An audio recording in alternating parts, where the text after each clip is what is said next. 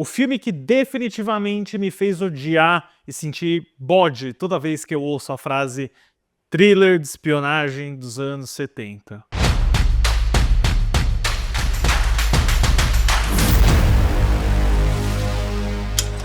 Olá, fãs da sétima arte, meu nome é Lucas Nascimento e esse é o Lucas Filmes, e hoje eu tô aqui para ser um pouco controverso. Eu sei que vocês gostam muito desse filme e eu juro que eu não estou fazendo isso só para ser do contra. Vocês já me ouviram falar sobre ele aqui no canal algumas vezes e eu vou ser completamente sincero, tá? Isso aqui não vai ser um vídeo de hate, tem muitas coisas que eu gosto desse filme, mas também tem várias coisas que eu não gosto, que é o Capitão América 2, O Soldado Invernal, filme de 2014 dirigido pelo Joe Anthony Russo. Mas aí antes eu pedi para você curtir esse vídeo, se inscrever no canal e ativar o sininho para não perder notificação dos próximos vídeos. Bom, pessoal, assim como todos os filmes continuações do MCU pós-Vingadores de 2012, haveria um boost considerável de interesse, investimento e resultados de bilheteria, como foi o caso em 2013 do Homem de Ferro 3 do Shane Black, do Thor: O Mundo Sombrio do Alan Taylor, que eu cobri aqui no canal inclusive,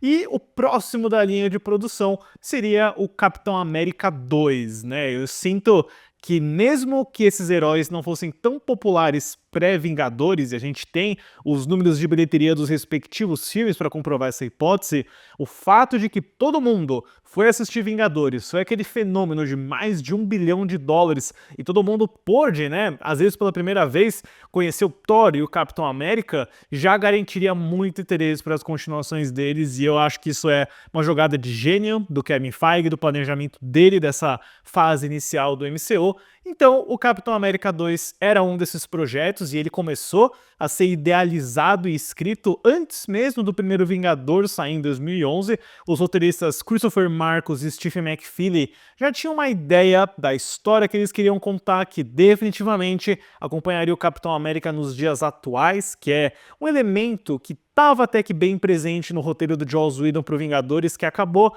não entrando no filme. Muitas cenas foram deletadas, então ficaria melhor servido em um filme solo do Capitão América.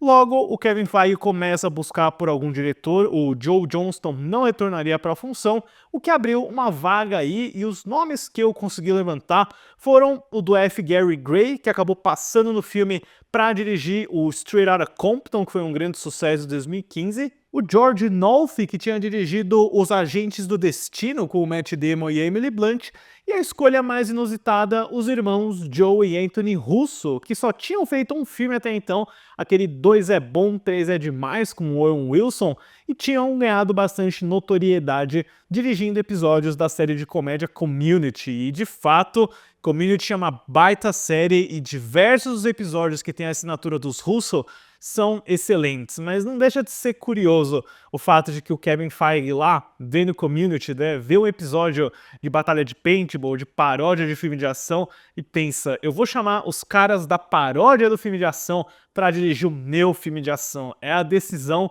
mais economia de custos que você pode pensar para um gerente realizar, o que naturalmente acabou sendo um baita acerto, né? Os irmãos Russo começaram com o Capitão América 2 e foram escalonando até chegar no Guerra Civil. Em 2 filmes de Vingadores eles estão para dirigir os 2 próximos também. O Kevin Feige encontrou os funcionários perfeitos e mais confiáveis que ele teve desde o primeiro Homem de Ferro, com toda certeza. Tanto os Russo quanto o Marcus e o McFeely tinham essa ideia de fazer do Capitão América 2 um thriller de espionagem dos anos 70, muito inspirado por alguns clássicos da Guerra Fria, em especial Os 3 Dias do Condor com o Robert Redford e até o Maratona da Morte com o Dustin Hoffman, 2 filmes excelentes por sinal, e o próprio fato de que o Robert Redford tá nesse filme também é uma baita piscadela para esse tipo de gênero e variante que eles estão indo atrás.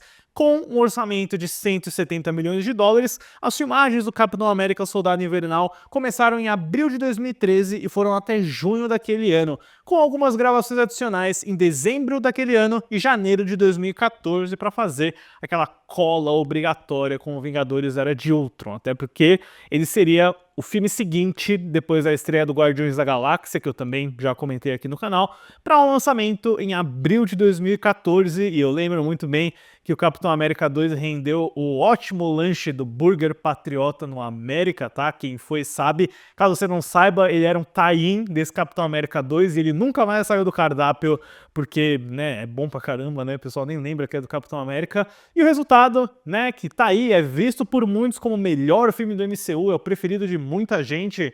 Eu gosto do filme, eu gosto de alguns elementos dele, mas eu nunca consegui visualizar e aceitar a ambição gigantesca que eles têm de chegar no thriller de espionagem dos anos 70, e eu vejo mais, assim como o Kevin Feige enxergou o potencial de uma paródia de ação levada para um filme de ação, uma mera imitação, não algo que está necessariamente dentro do gênero que eles estão perseguindo. A história do filme segue o Capitão América, vivido por Steve Rogers, tentando se adaptar ao mundo moderno enquanto trabalha para a S.H.I.E.L.D., quando a figura misteriosa do Soldado Invernal, vivido por Sebastian Stan, cruza seu caminho inesperadamente. Ele descobre uma conspiração que vai até o coração da S.H.I.E.L.D. e envolve Nick Fury, vivido por Samuel L. Jackson. Bom, vamos lá.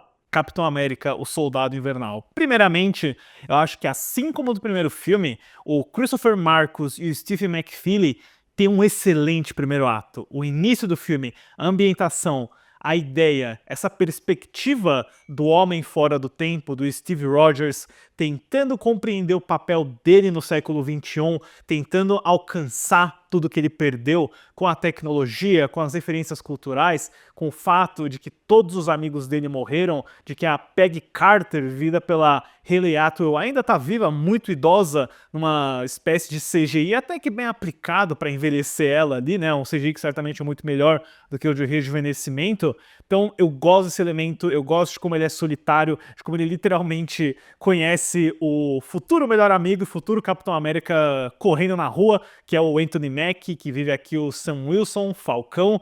Então é muito interessante isso, eu gosto de como ele tá perambulando por Washington e de como ele é praticamente um super agente aí da S.H.I.E.L.D., atuando em operações super secretas, rende aí um excelente traje, é o melhor uniforme do Capitão América, é o Cavaleiro das Trevas do Capitão América, e também é uma relação bem interessante com a Viúva Negra da Scarlett Johansson. Ele consegue abrir e abraçar muito bem esses elementos de mundo compartilhado dos Vingadores que aparecem, da própria figura do Nick Fury. Eu acho que o Nick Fury nunca esteve tão interessante como personagem, como figura desmistificada do que nesse daqui, né? Eu adoro aquele diálogo que ele tem com o Capitão América no elevador, que ele fala do avô dele, sobre como, né, a necessidade por segurança é uma prioridade para a S.H.I.E.L.D. E esse é o primeiro ponto do filme que eu gosto muito, que é a discussão sobre a vigilância, sobre como o governo americano está encontrando ameaças e neutralizando inimigos antes mesmo deles se realizarem, o que entra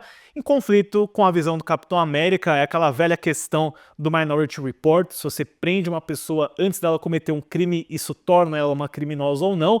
Então é aquela discussão muito interessante do cinema americano pós 11 de setembro, que filmes do Paul Greengrass se debruçaram bastante, a própria Catherine Bigelow. Eu sinto que os russos, né, pegam emprestado muito dos elementos visuais desses dois cineastas, já vou chegar nisso. Então é uma discussão muito bacana, isso leva à corrupção que existe dentro da S.H.I.E.L.D., o atentado contra a vida do Nick Fury e o próprio fato do Capitão América ser um fugitivo da S.H.I.E.L.D.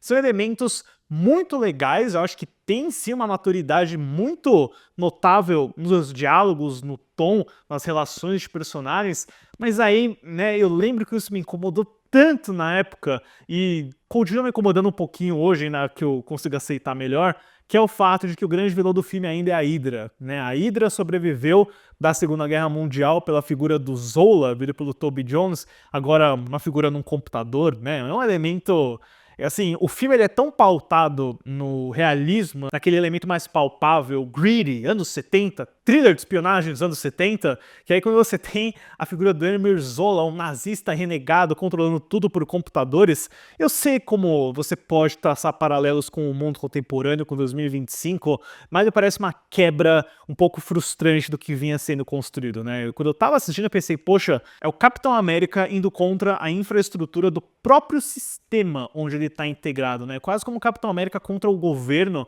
mas você descobre que não, o governo dos Estados Unidos não pode ser um vilão por si só, tem que existir lá uma criatura, um nazista escondido para ser o grande bode expiatório, né? Eu sinto que seria tão ousado se a corrupção viesse da própria SHIELD, se fosse uma questão de visões diferentes mesmo, que é o que vai acontecer no Guerra Civil, que eu, inclusive, acho que é um filme melhor do que esse daqui, então isso me frustra um pouquinho, e ainda mais quando o filme chega no terceiro ato, onde ele vira um clássico filme de ação que perde ainda completamente toda essa discussão, e é um pouco prejudicado pela direção dos irmãos Russo. E falando nela, né, vamos lá, acho que de início o que eles trouxeram para o Soldado Invernal, no sentido de cenas de ação principalmente, foi radical na época. Naquela época, em 2014, a gente não tinha uma visão de personalidade tão forte quanto a que apareceu aqui. E é engraçado que essa personalidade vem justamente de uma desconstrução formalista, porque ele está abandonando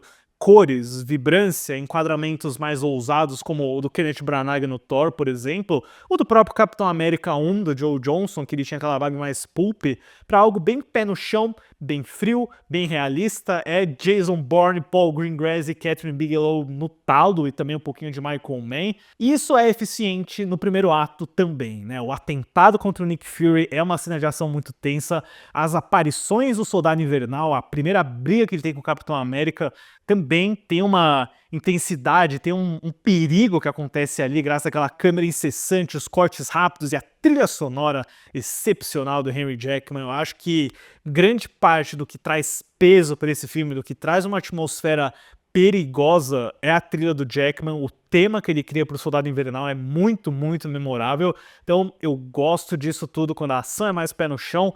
É funcional, apesar de eu não gostar da fotografia do Trent Opalot, que despontou em Hollywood depois do Distrito 9 do Neil Blomkamp, e ele tá aqui, né, num filme que é absurdamente lavado, não tem saturação. É parte da proposta? Sim, porque estamos falando de um thriller de espionagem dos anos 70, mas um thriller de espionagem dos anos 70 de verdade não tem essa cara, ele tem essa cara, ou essa daqui. Mas eu sinto que esse tipo de fotografia lavada e sem cores facilita muito o processo dos irmãos Russo, ajuda na pós-produção. Eu não sou muito fã do estilo de shutter, da abertura de lente que eles usam nesses filmes. Eu sei que isso é um pouco técnico, mas a forma como os movimentos ficam um pouquinho mais rápidos é algo que às vezes pra mim atrapalha um pouquinho quando você quer reparar na coreografia de lutas, por exemplo. Porém, eu acho que tudo que acontece na primeira metade funciona. Já o que vem na segunda, quando você tem uma cena de ação mais espetacular, com aqueles porta-aviões, os helicarriers da SHIELD, aí é uma grande batalha de CGI, não é o CGI dos mais interessantes, ainda mais da forma como eles integram os efeitos com as filmagens em live action, né? Eu nunca esqueci essas tomadas horrorosas do Anthony Mackie correndo do prédio desabando e pulando no helicóptero. É algo que parece mal acabado e sempre me parece um absurdo quando eu penso que esse filme foi indicado ao Oscar de melhores efeitos visuais, porque, né, se você tem aquela abordagem lavada, pé no chão e realista que funciona para os combates corpo a corpo da primeira metade, essa abordagem para aquele tipo de ação espetacular de explosões e CGI fica bem chato de se assistir, para ser sincero, né? E ainda tem alguns outros elementos, né? Alguns roteirismos desse filme, como o fato de que gadgets, armas e trucagens dos personagens são introduzidos sem nenhuma cerimônia, né?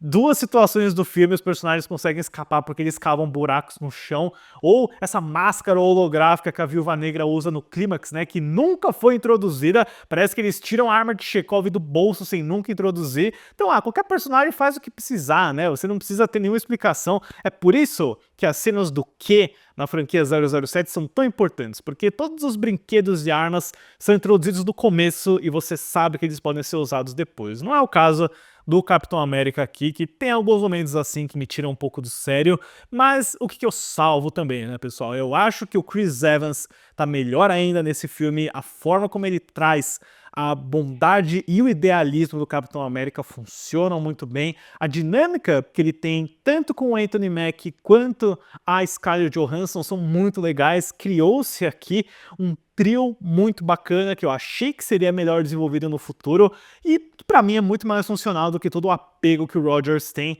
com o Bucky, né, com o Soldado Invernal do Sebastian Stan, que aqui é um vilão sem memória, né, tem toda essa origem bem macarrônica de que ele foi resgatado pelos nazistas lá no final do primeiro filme, se tornou uma arma de destruição da Hydra. Nunca funciona pra mim esse apelo, essa amizade, lealdade que o Steve Rogers tem ao Bucky, porque no primeiro filme também não funcionava muito. Então aí quando você vem pro segundo e você tem só um flashbackzinho pra tentar restabelecer o vínculo dos dois, não é muito impactante pra mim. Minha opinião, claro, eu tenho certeza que funciona pra muitas pessoas, que aquela cena final dele socando a cara dele é super emocionante pra todo mundo. No meu caso, não funciona muito bem, apesar de eu gostar da presença do Sebastian Stan como Soldado Invernal, quando ele tá aí com aquele braço de metal e aquela metralhadora disparando contra todo mundo. Mas, no geral, pessoal, eu acho que o Capitão América 2 é consideravelmente melhor do que o primeiro. Eu acho que ele tem uma visão e uma mensagem muito interessante, ele tem um tema forte que às vezes pra mim se perde um pouco em roteirismos, em algumas reviravoltas que não precisavam acontecer, nos clássicos escapes cômicos, né? Eu não entendo a necessidade de trazer um funcionário da Apple Store cabeludo ficar babando em cima do Chris Evans naquela cena que eles estão tentando decodificar o pendrive, né? Não precisa disso, né? Se você quer ser um thriller de espionagem dos anos 70, não caia nessas armadilhas. Mas isso é a Marvel, é a Disney, a gente aprende a conviver com essas coisas, e eu até gosto de algumas cenas de ação, da ideia, da proposta, apesar de eu achar que os irmãos Russo não são necessariamente grandes artistas. Eles conseguem identificar um estilo e eles fazem o melhor possível no alcance deles para realizar essa ideia. Para Capitão América 2, o Soldado Invernal, eu dou uma nota 6. Acharam que ia ser menos, né? E do lado financeiro, o Capitão América 2 foi um tremendo sucesso e uma das surpresas de 2014, quando ele estreou nos Estados Unidos em 4 de abril de 2014, com 95,23 milhões de dólares, que ajustado para a inflação de hoje, dá cerca de 125,911 milhões, para uma bilheteria doméstica total de 259,766 milhões, que ajustado para a inflação, bate aí em 344,205 milhões, e no mundo inteiro 714,421 milhões, que ajustado para a inflação, chega em quase $1 bilhão, com 946,950 milhões. Um tremendo sucesso, pessoal. Eu lembro que a aclamação foi gigantesca na época e principalmente iria garantir não só mais um filme do Capitão América, mas 2 dos funcionários mais leais que o Kevin Feige teria na Marvel. E a gente volta pro último vídeo do especial Capitão América Guerra Civil ainda nessa semana aqui no canal. Mas enfim, pessoal, deixem nos comentários aí o que vocês acham do Soldado Invernal. É de fato o melhor filme da Marvel? É o preferido de vocês? Comentem aí que eu vou dar uma olhada depois. Certo, pessoal? Obrigado pela visita e até a próxima sessão.